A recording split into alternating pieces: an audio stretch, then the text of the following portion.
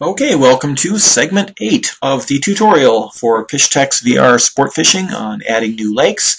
We have just created some files for a new lake called Deer Lake in L3DT, and now we have taken our master lake definition file and saved it as pjhdeerlake.lak, so the game will recognize it. And we filled out some of the parameters, but let's take a quick look at them. What's the name of our lake? Deer Lake. That's how it's going to look in the game. Map size, 6,000 feet. We can leave it at that.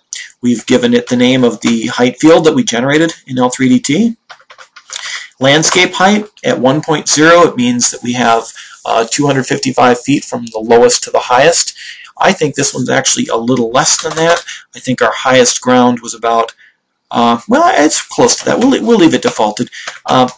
Feel free to play around with it. See what it does to your lake. You might design it with one height in mind and then decide it looks different or better with a different height value than what you originally were thinking.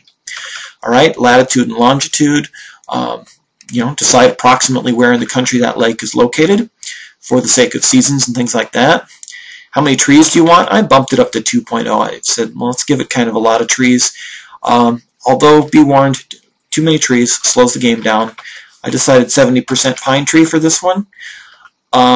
Normal size trees. The pine trees will automatically be taller than the deciduous, so 1.0, it's relative to the type of tree.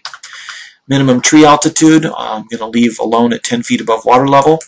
Shop, we'll pick a new shop altitude in our final, well, we may have time for it in this segment of the video. If not, we'll get it in the next one. All right, we created that texture file that shows the lighting and so on. So I specified that here. Water altitude, I think we had about 60 feet of water. So if we want the water to end up in the game looking like it did in our map, 60 is approximately the depth that we want. So that, again, if we change the landscape height up above this one, if we doubled that, then to put our water where we'd want it, we would have to increase the water altitude to about 120. It's a factor multiplies by the landscape height. Water clarity, 10 feet of water, maybe, sure. Maybe we'll drop that down to about 6, make it not too clear a lake, and these are under the best of conditions. These water layer file, if you want to have the water a significantly different color, there are several of these water layers already in the game you can pick from. It's the overall layer water color as seen from above. And similarly, an underwater image that 16 by 16 pixels, this is the color of the water as seen from beneath it. So if you want to have browner, muddier looking water, you can create your own underwater BMP, or call it whatever you want, but don't replace the underwater one that's there. But if you want to call it, muddy underwater, go ahead. I'm going to leave it with the default, but that's what those are about. You've seen in the earlier tutorial segments how the splatting layer parameters work. Well, we just created our 4 different layers. We have grass and an alpha map for that. We'll leave the scale alone. It's not a soil. And we did the same thing here for our rocks. Oops, we have grass up there. This one's supposed to be our sand. Good thing I'm double checking. I'm going to make sure that that I get the right name of the sand that we want. Sand_128 JPEG is the image we want. Okay. Again, if something doesn't work, first place to check is here. And mud, I did say this one is our soil level so that the vegetation will grow where there's mud. All right, some other parameters you can look at here.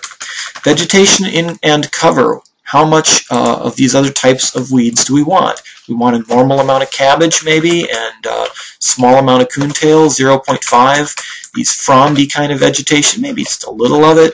Underwater grass, yeah, maybe a moderate amount of that too. Milfoil, maybe we won't have any of that in this lake. Lily pads, sure, let's give it a typical amount of lily pads.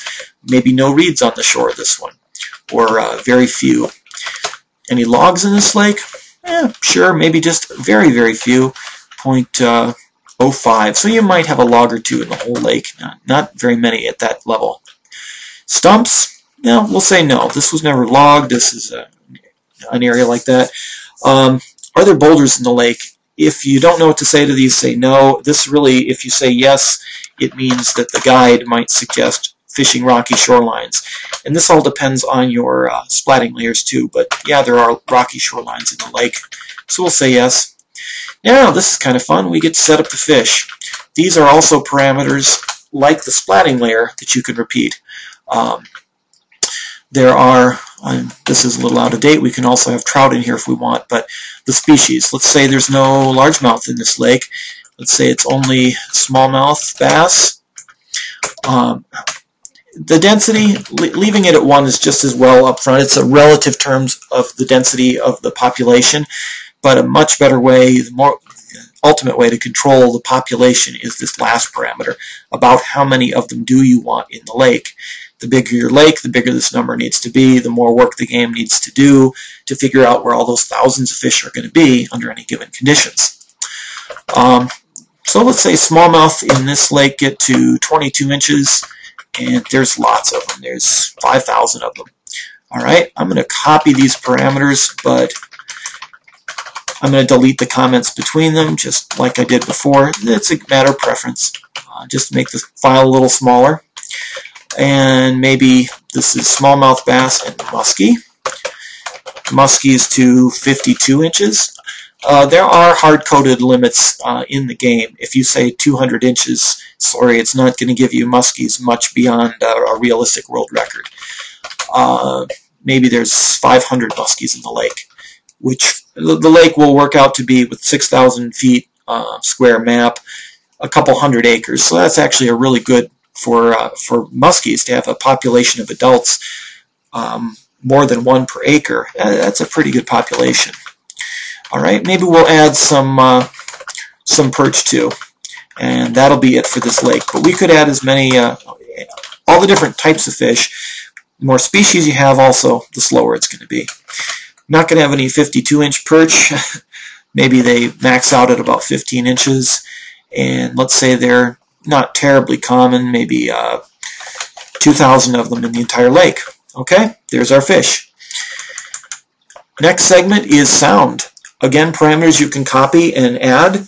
If you want, you can look at the sounds that are already there. There are sounds in the game folder for different kinds of birds, like robin. We have robin 1, 2, 3, 4, sparrows, warblers, and so on. Loons. So you can take the sounds you want, like if we want that, let's go back and take a quick look at the file name. If we want starling1.wave to play periodically, we can just enter it here. Starling1.wave. On average, how often do you want to hear it? Maybe this is one that there's a lot of starlings around here, so once a minute's not a bad way to go. Is it a sound you would hear when you're out in the very middle of the lake? Maybe not. Maybe these are a bird that, you know, they're singing in the trees, where a loon you might hear in the middle of the lake. So, again, can copy these parameters, paste them. If you don't want the comments in every set, you can do that. You can get rid of the comments, like I prefer to. There's also Starling 2. So for variety, maybe we have Starling 1 and Starling 2. Okay, so we have 2 sounds that can happen randomly. And you can have a couple dozen different sounds that can happen, or more. I'm not sure what the limit in the game is, but it's quite a few. Record your own if you want.